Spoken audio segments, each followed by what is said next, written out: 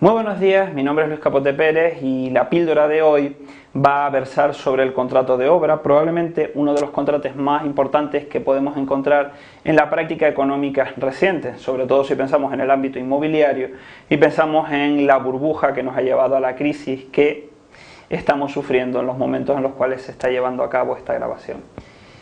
El concepto está englobado dentro de un concepto general más amplio que obedece a razones de carácter histórico, ya que exactamente el Código Civil habla de contrato de arrendamiento de obra, como habla de arrendamiento de servicios, de cosas.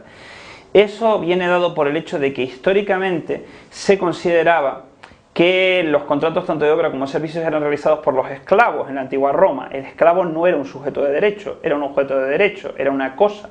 Con lo cual se entendía que obra y servicios no eran muy distintos del arrendamiento de fincas rústicas o urbanas. Evidentemente, esto ya no es así, pero por motivos de carácter histórico se mantiene ese concepto, al menos en la legislación vigente.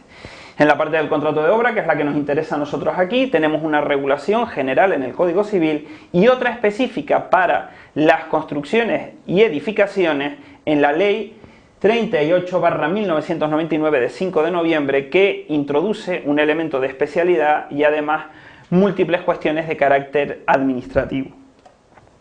Si nos centramos en el concepto, hemos de decir que en base al artículo 1544 del Código Civil, el contrato de obra es un contrato consensual, quiere decir que no requiere una forma específica, oneroso, donde ambas partes dan, ambas partes reciben, y consecuentemente también es bilateral, y sobre todo, muy importante, este resultado. ¿Por qué? Porque el contratista de obra, quien se compromete a desarrollarla, asume que no habrá pagado con esa obligación, no habrá cumplido con ella si no llega al resultado final. Si vamos a construir una casa, el resultado final es que la casa esté disponible desde el punto de vista físico y jurídico para ser habitada. Si se plantea un cuadro, que el cuadro esté pintado, etc.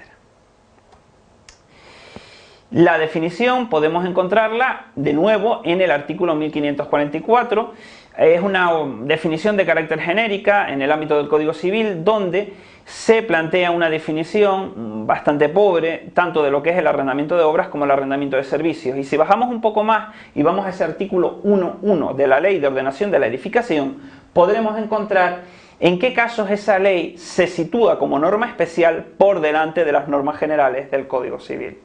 Huelga decir que desde su entrada en vigor, esta ley ha sido de bastante aplicación en el ámbito de nuestro ordenamiento jurídico, de nuestra práctica judicial. ¿Cuáles son las partes del contrato? En primer lugar tenemos al comitente dueño de obra, que es el que hace el encargo, el que tiene que pagar el precio por ella, y por otro lado al contratista. Pero si nos desplazamos hacia la legislación, si nos desplazamos hacia el ámbito de las obras inmobiliarias, encontraremos que junto a ese contratista encontramos múltiples agentes. La ley intenta compensar el poco detalle que establecía el Código Civil, donde, como veremos, se hacen muy poquitas distinciones sobre quién es el responsable de la ejecución de la obra, e introduce el concepto de agentes de la edificación, donde, como ven, podemos encontrar a todos aquellos profesionales que desarrollan una actividad necesaria para llevar a cabo la construcción. Pues podemos tener ahí al promotor y al constructor, que podríamos considerar equivalentes a la figura del contratista, al proyectista, al director de obra, al que suministra los materiales, a quienes controlan la calidad de la obra y su ejecución, etc. Centrándonos en el objeto del contrato, el comitente dueño de obra tiene la obligación, con carácter general, de pagar el precio establecido a cambio de la misma, en el tiempo que se haya de establecer, que se haya pactado en el propio contrato. Puede ser, por ejemplo, por piezas o tramos, conforme se vayan ejecutando diversas fases del proyecto, o a tanto alzado. Esto es, en función de que una vez esté terminada la obra se lleva a cabo el pago del precio. También puede desarrollarse en lo que se llama aeconomía, que es una cuestión o es una forma de proporción, digamos, de llevar a cabo el pago del precio en función de los gastos que se hayan desarrollado por parte del contratista. Por otro lado, cabe la posibilidad de que se establezca una obligación de carácter accesorio, que es que el comitente, el dueño de obra, sea además quien facilite los materiales para la misma al contratista. Es una obligación que no tiene que darse necesariamente para que estemos ante un contrato de estas características.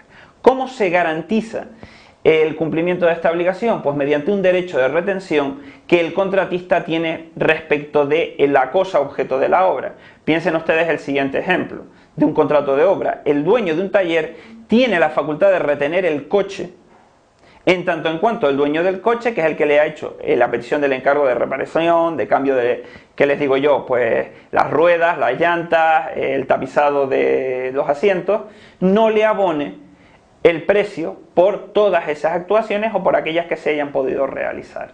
Además, cabe la posibilidad de que quien presta el suministro pueda reclamar, en aquellos casos en los que el contratista no le haya pagado, directamente sobre el dinero que el comitente debe al contratista. No existe acción de quien suministra frente al comitente, sino una acción respecto del dinero que él tiene que abonar al contratista, al menos con carácter general, porque ya veremos que siempre hay especialidades relacionadas con la práctica comercial y cómo se desarrolla este tipo de contrato, que en muchos aspectos pueden dar lugar a figuras mixtas que están a caballo entre la obra y la compraventa. Piensen ustedes, por ejemplo, en la venta de inmuebles sobre plano. ¿Cuáles son las obligaciones del contratista? Pues en primer lugar, y en base a ese latinajo que ven ustedes por ahí, tienen que considerar que el contratista está obligado a desarrollar la obra, a ejecutarla y a entregarla en el plazo establecido, respondiendo con un nivel de diligencia superior que se conoce como lex artis. ¿Qué significa esto? Que al contratista, como deudor de esta obligación de ejecución y entrega, no se le exige igual que al resto de los mortales, que tienen la exigencia de un buen cabeza de familia, sino que se le exige esa lex artis que podemos traducir como la pericia del profesional en el ejercicio de su actividad o arte. Por ejemplo, en cualquier cuestión de carácter jurídico, a mí se me puede exigir más porque se supone que yo soy profesional del derecho. En cualquier obligación que esté desarrollada en el marco de un contrato de naturaleza audiovisual, por ejemplo, grabar audio, grabar vídeo, hacer una composición, a mi compañero que está al otro lado de la cámara se le va a exigir más que a mí porque él es un profesional del tema, en tanto que yo simplemente soy un mero aficionado, un mero usuario de estos aparatajes. ¿Qué sucede o quién responde de los riesgos respecto de las obras, respecto de la posibilidad de pérdida, destrucción, etc.? Con carácter general responde el contratista, como sucede, como veremos o como se ha visto en las obligaciones de dar o hacer, con carácter general. Sin embargo, hay excepciones. La primera, la morosidad. Cuando la obra ya terminada se pierde después de la fecha de entrega, pero antes de que, por causa imputable, asimismo el comitente dueño de obra la reciba. En segundo lugar, cuando se ha suministrado el material por parte del comitente, cuando ese material resulta defectuoso o de mala calidad. En el ámbito de los contratos de obra de carácter inmobiliario, ¿cuándo se acredita el cumplimiento de la obligación por parte del contratista? Pues cuando se da lo que podemos llamar recepción de la obra, que tiene tres fases. La verificación por parte del comitente, es decir, la comprobación de que lo pactado coincide con lo que se le quiere entregar. En segundo lugar, la aprobación, esto es lo que yo quería. Y en tercer lugar, la llamada recepción en sentido estricto, el acogimiento de la obra con todas sus consecuencias. ¿Qué sucede, sin embargo, cuando a posteriori suceden o acontecen cosas que afectan al resultado de la obra? Pues por un lado tenemos un incumplimiento a posteriori que se rige por las reglas establecidas en el derecho de las obligaciones, pero por otro lado tenemos un concepto específico de este tipo de contratos, que es el concepto de ruina, que aparece en esos preceptos que ven ustedes ahí reflejados. La ruina es la pérdida, la destrucción física de la cosa entregada, de la obra propiamente dicha, o su inhabilitación para las finalidades para las cuales estaba pensada. Piensen ustedes en el ejemplo claro de un edificio que parece de aluminosis o que está construido con unos materiales que resultan ser tóxicos y consecuentemente no se puede habitar. La regulación de la ruina es distinta en el Código Civil que en la Ley de Ordenación de la Edificación. Por ejemplo, con carácter general se entiende que existen varios modelos de ruina. Una es por incumplimiento de las obligaciones derivadas del contrato de obra, en las cuales se establece un margen para la acción de unos 15 años y se establece un régimen de mancomunidad respecto de las personas que intervinieron en la obra, en el sentido de que cada uno responde según la responsabilidad en la misma. En determinados casos, los llamados vicios de la construcción se suponen que son responsabilidad del contratista, en tanto que aquellos relacionados con vicios del suelo o con la dirección de la obra corresponderían al arquitecto. Piensen ustedes que este es el régimen aplicable a edificaciones hasta la entrada en vigor de la Ley de Ordenación de la Edificación, donde se establece un detalle bastante más prolijo. El primer detalle de interés, la responsabilidad solidaria de todos los agentes de la edificación. Yo, como afectado, yo como comitente, puedo ir contra cualquiera de ellos, que luego sean ellos los que determinen internamente el grado de responsabilidad o acrediten su falta de responsabilidad en el vicio concreto. Luego la ley establece 3 vicios distintos, los que podríamos considerar que amenazan ruina propiamente dicho, estructurales, en los cuales hay una acción con un plazo de vigencia de 10 años. Otros respecto a la habitabilidad, esos elementos que pueden plantear una relativa inadecuación del inmueble para ser habitado o incomodidades para ser vivido, los vicios de habitabilidad con una responsabilidad de 3 años, y los vicios de acabado, que son un poco más pedestres y que plantean una responsabilidad de 1 año. Piensen ustedes, sobre plano me dijeron que todas las maderas iban a ser en roble macizo y me ha puesto usted pino finés, que es de peor calidad. 3 acciones distintas para 3 tipos de vicios distintos que afectan a la construcción.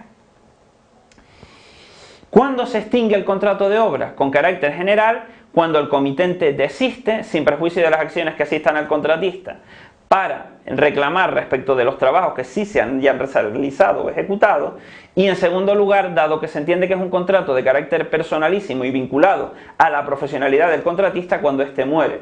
Sobre todo está pensando en contratistas que son personas físicas, algo que evidentemente ya no tiene mucho reflejo en la realidad por cuando muchas de las actividades de obra se desarrollan a través de personas jurídicas, sociedades de capital, sociedades con socio único, etc. Esta es una breve exposición del contrato de obra. Para más información pueden acudir a ustedes a todos los manuales sobre derecho de contratos que vayan ustedes a encontrar y a los libros de comentarios tanto del Código Civil para la parte de regulación general como a los comentarios de la Ley de Ordenación de la Edificación. Muchas gracias.